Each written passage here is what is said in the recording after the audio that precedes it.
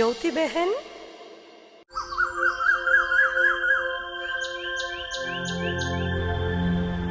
आप इतने उदास क्यों दिख रहे हो?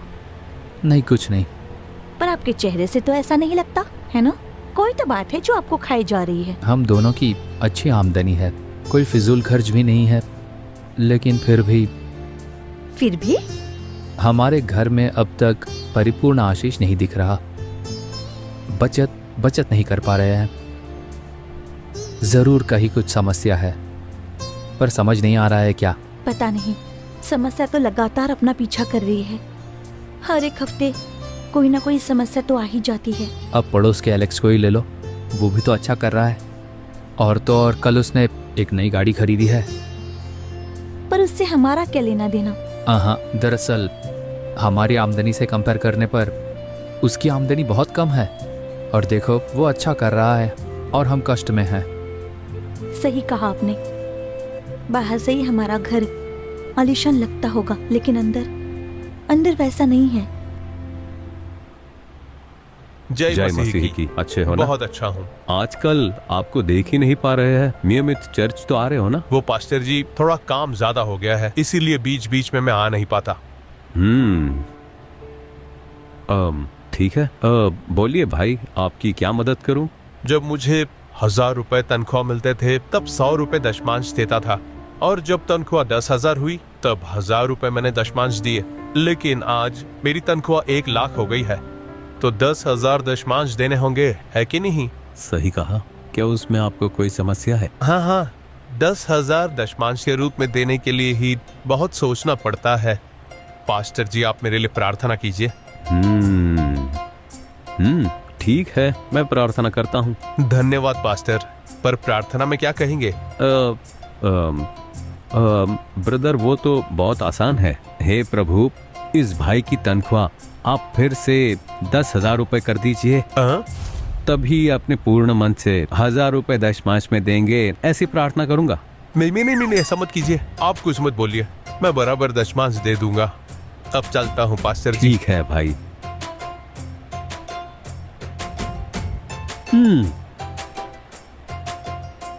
कलीसिया में ऐसे भी लोग हैं।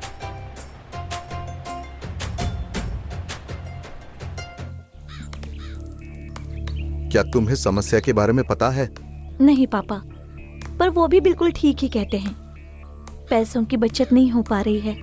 आमदनी तो अच्छी है, लेकिन सब खर्च हो जाता है।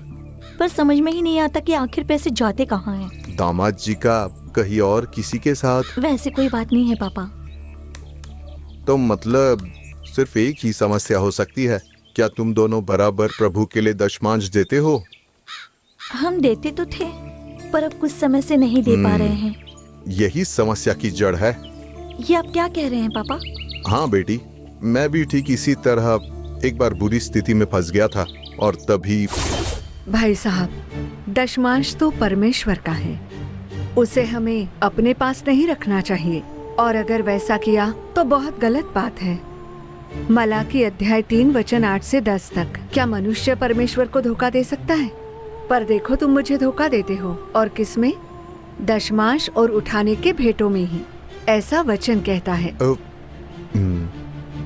भाई साहब, मेरा तो यही मानना है कि परमेश्वर की परीक्षा लेनी है तो इसी बात में, ऐसा बाइबल कहता है। इसीलिए दशमांश देना बहुत जरूरी है। और नहीं किया तो व्यर्थ का खर्च, दवाई का खर्च, यात्रा पर खर्च, ऐसा जरूर कुछ न कुछ आता रहेगा। क्योंकि हम ऐसे अपराधी बन जाते हैं कि परमेश्वर से ही हमने चोरी की हो। दशमांश देना मेरे लिए समस्या नहीं है, लेकिन जब मुझे बहुत सारे पैसे देने पड़ते हैं तभी सोचना पड़ता है। आप जब थोड़े में सच्चे बने रहते हो, उसे देखकर ही प्रभु आशीष देते हैं। जब आप ज्यादा में सच्चे बने रहेंगे तो प्रभु और आशीष देंगे। लेकिन कभी आपको जबरदस्ती या बेचैन होकर देने की बिल्कुल जरूरत नहीं है। हर्ष से देकर देखिए भाई साहब। आज कई लोग यही गलती दोहराते हैं। परमेश्वर देते हैं तो बहुत खुश हो जाते हैं, पर प्रभु को देने की बारी आती है तो दुखी हो जाते हैं। इसीलिए जब हम परमेश्वर को देते हैं तब स्वर्ग का भंडार खोलकर हमें बहुतायत से मिलेगा, ये वो नहीं जानते।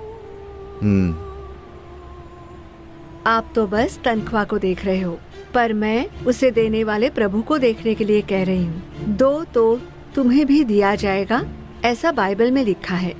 इसीलिए दशमांश देने में हमें धोखा नहीं देना चाहिए। मालती, दशमांश देने में धोखा मत करो, वो बहुत गलत बात है। मेहनत करने के लिए जो बल मिलता है वो प्रभु से ही मिलता है ना। इसीलिए ज्यादा देने के बारे में बिल्कुल मत सोचो, खुशी से दशमांश दो। पैसों का मत सोचो। तुम्हें जो पैसे देता है ना, उस प्रभु को देखो, प्रभु के कार्य में दान देने के लिए। अगर प्रभु का जन सही हो जाए ना, तो उनके जीवन के आशीर्वाद के सारे दरवाजे खुलने शुरू हो जाएंगे। और यही तुम्हारी समस्या की जड़ है।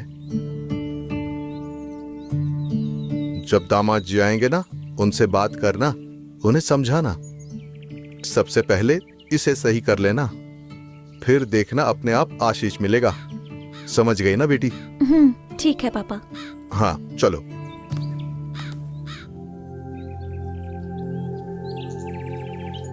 सुनिए, आज पापा से मिली थी। उन्होंने अपनी समस्या के लिए एक तरकीब बताई है। उन्होंने कहा कि दशमांश का ना देना ही हमारी समस्या की जड़ है। दीदी, मैं आपकी बात समझता हूँ, पर दशमांश देने के समय ही आर्थिक स्थिति तंग हो जाती है। ऐसे में मैं क्या करूँ? रंजीत, पिछले हफ्ते मुझे दशमांश देना था, लेकिन फिर मेरे पास उसके अलावा पैसे ही नहीं थे। फिर भी मैंने दे दिए। उसके बाद मेरे पास पैसे नहीं बचे। और उसी शाम को जब मैं बाजार गई, तब एक दादी माँ ने मुझे बुलाकर कहा कि ये लो, ये तुम्हारे लिए है, और मेरे हाथों में कुछ एक चीज रख दी। जब मैंने उसे खोलकर देखा, तब मैंने जितने पैसे दशमांश में दिए थे वही उसमें थे। और जब मैंने उस महिला को ढूंढा, तब वो वहाँ पर नहीं थी, और मेरी आंखों से आंसू छलक पड़े। रंजीत, परमेश्वर को दो, वो विश्वास योग्य है, वो तुम्हें चलाएंगी। हाँ मालती, मेरी भी अभी समझ में आ रहा है कि हमने बहुत बड़ी गलती की है। जिसे परमेश्वर को देना था, उसे हमने खर्च कर दिया। छह। अब सुनिए, दशमांश के पैसे निकाल कर रख दूं ना? मजाक कर रही हो? ड्यू भी तो भरना है, अगले महीने देख लेंगे। सुनिए, इस महीने तो दशमांश दे देंगे ना? नहीं, अभी नहीं। ऐसे भी क्या जल्दी है? इस महीने किश्त भर देते हैं और अगले महीने दशमांश दे देंगे। हमने दशमांश नहीं दिए तो क्या प्रभु नाराज हो जाएंगे? कई महीने बीत गए हैं और हम बस टालते जा रहे हैं। अगली तनख्वाह मिलते ही सबसे पहला काम प्रभु का दशमांश दे देंगे। फिर चाहे हमारे पास पैसे बचे या न बचे, प्रभु विश्वास योग्य है, वो हमें चलाएंगे। सुनिए, इस महीने तो दशमांश दे देंगे ना? हाँ बिल्कुल, इसमें क्या शक है? फिर वो ड्यू का क्या करेंगे? वो तो प्रभु संभाल लेंगे। सबसे पहले प्रभु को देना चाहिए। अब से हम वैसी गलती फिर कभी नहीं करेंगे, ठीक है ना? ठीक है। खुशहाल परिवार।